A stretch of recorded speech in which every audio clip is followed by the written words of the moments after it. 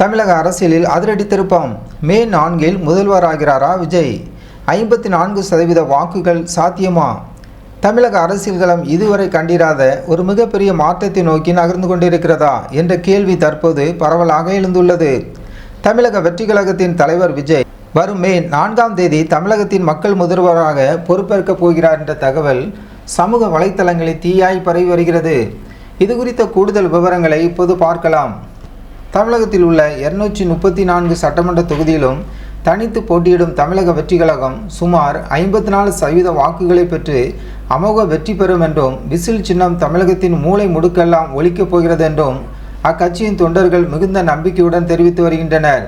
குறிப்பாக வரும் ஏப்ரல் 23 நடைபெறவுள்ள தேர்தலில் என்பதே பலரின் எதிர்பார்ப்பாக உள்ளது. இந்த எதிர்பார்ப்புக்கு பின்னால் ஒரு முக்கிய காரணம் இருப்பதாக அரசியல் நோக்கர்கள் கருதுகின்றனர். அதாவது, சமூகத்தின் விளிம்பு நிலை மக்களின் பேராதரவு தற்போது தேவகவிற்கு சாதகமாக திரும்பி வருவதாக கூறப்படுகிறது. அடிப்படை தேவைகளுக்காக போராடும் ஏழை எளிய மக்கள் விஜயை ஒரு புதிய நம்பிக்கையாக பார்க்க தொடங்கியுள்ளனர். அதேபோல் இதுவரை ஆட்சி செய்த கட்சிகளின் மீது அதிருப்தியில் இருந்த நடுத்தர வர்க்க மக்களும் ஒரு மாற்றத்திற்காக விஜயின் பக்கம் தங்கள் பார்வையை திருப்பியுள்ளனர். குறிப்பாக இளைஞர்கள் மற்றும் முதல் முறை வாக்காளர்களின் எழுச்சி இந்த 54% வாக்கு என்ற இலக்கை எட்ட வைக்கும் என எதிர்பார்க்கப்படுகிறது. ஏப்ரல் 23 களம் யாருக்கு சாதகமாக அமையும்?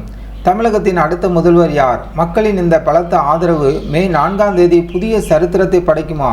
பொறுத்திருந்து பார்ப்போம். ஜன்9 டிவி சேனலுக்கு புதியவராக இருந்தால் ஜன்9 டிவி சேனலை சப்ஸ்கிரைப் பண்ணுங்கள்.